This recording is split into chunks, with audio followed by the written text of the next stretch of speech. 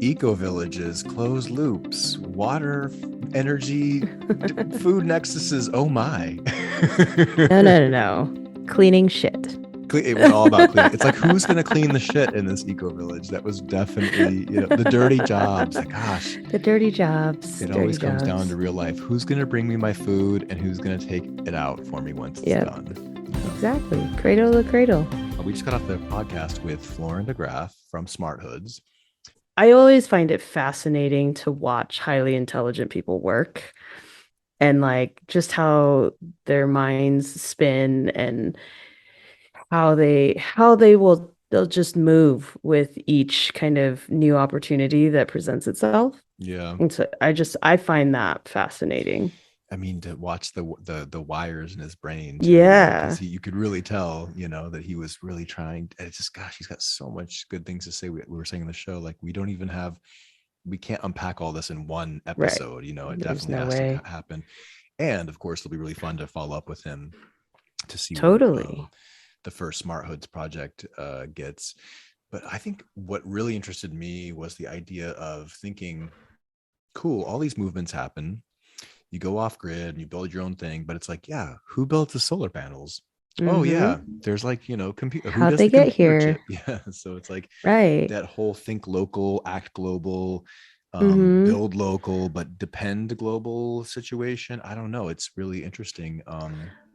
Well, and it always boils down to the people, right? But even in just something that you just said, right? Like who built the chips, who built the panels, etc. And it hasn't really come up here because we generally stay away from politics, but like near and dear to me, of course, because I am of Taiwanese descent. But it's like a friend of mine sent me this article 2 nights ago, and it basically said that like the global economy and commerce in general will effectively collapse if China moves in on Taiwan because of all of the computer chips that are manufactured by this one particular Taiwanese company.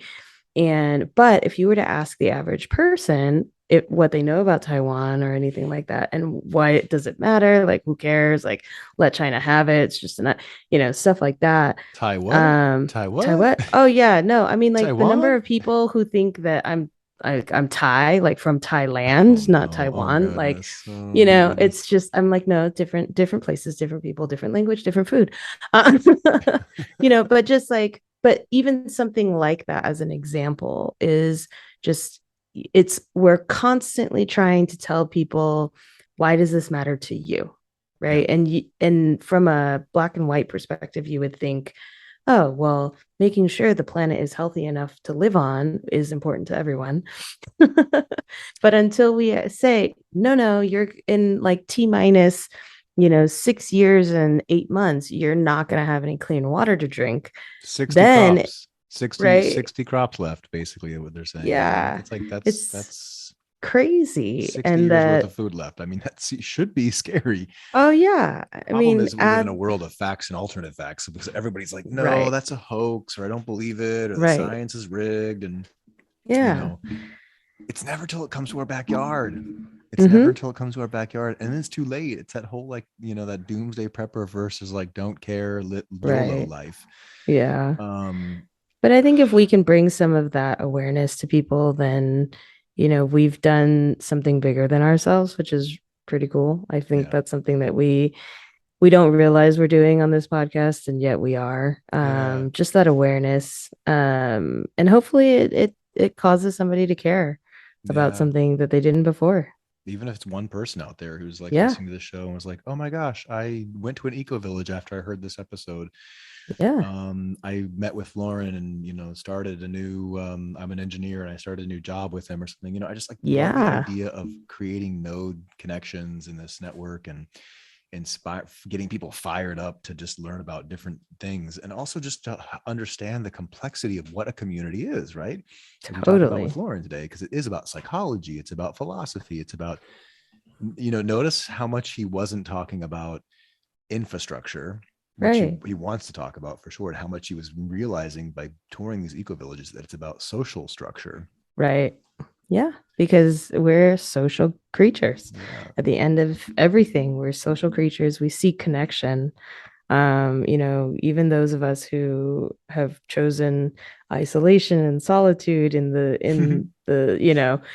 the attempt to seek some kind of deeper understanding or yearning for a deeper connection to the greater universe. Like it's so funny that ultimately we're still just seeking a connection, whether that's to another person or to something outside of us. So, just for any of you guys who want to get involved in smarthoods.nl or to learn more about Gen Europe, which is 100 eco villages in over 28 countries, I'm going to play the trailer and let you listen to that.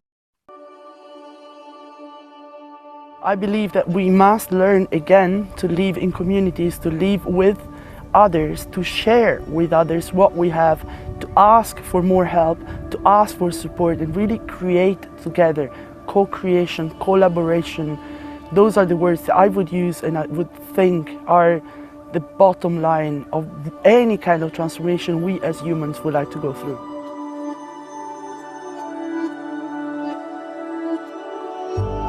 Gen Euro for me is like a family toward the value of living in community, the value of ecology, the value of regenerative life, and solidarity in times of transition.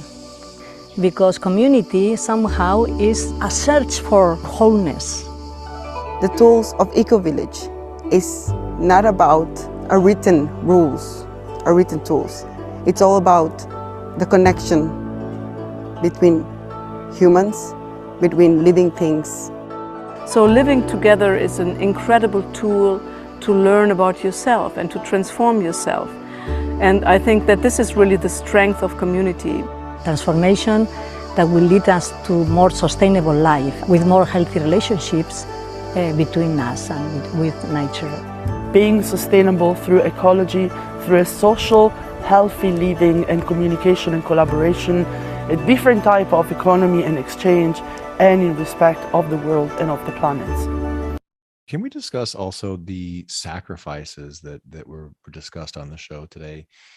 It's not easy to go against the grain. We asked Florin, like, how did you escape the jaws and trap and the illusions of, wanting to go after corporate money, being an engineer for someone like Airbus or, any of the corporations that could have lured him in. Instead, he decided he wants to just be understanding, complex social skills, social systems, what a community takes. He's experimenting right now and touring the eco villages to figure out, does it work? Does it not work? And from an engineering standpoint, he's got a lot of really good things to, pick out what's not working, what is working. It's super cool.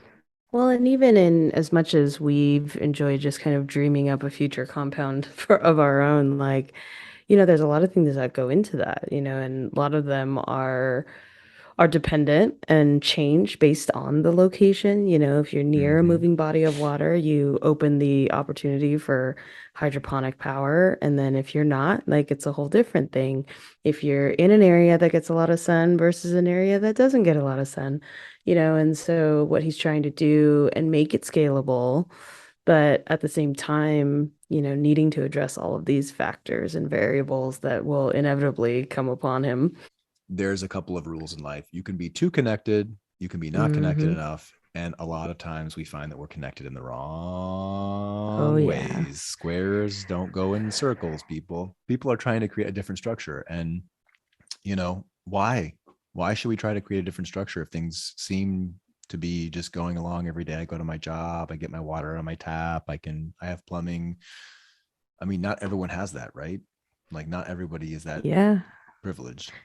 Not everybody has those privileges. And even those of us that have those privileges really do need to take a moment to think about the cost of those privileges. And that's exactly because if we're doing what he's doing. Because if we're spending currency that we don't even have right now, that's just going to lead to, I mean, let's just call it what it is, a life recession. Life recession. Life recession. Game over. Do not pass go. Do not collect 200. Welcome to your next life anxiety attack. Totally, exactly. You're welcome. Oh, Rachel. Well, I really had a thrill today talking to Florin, and of course discovering, what smart hoods are all about and just unpacking the idea of sustainable design. I think we have a Me lot more of too. that coming up.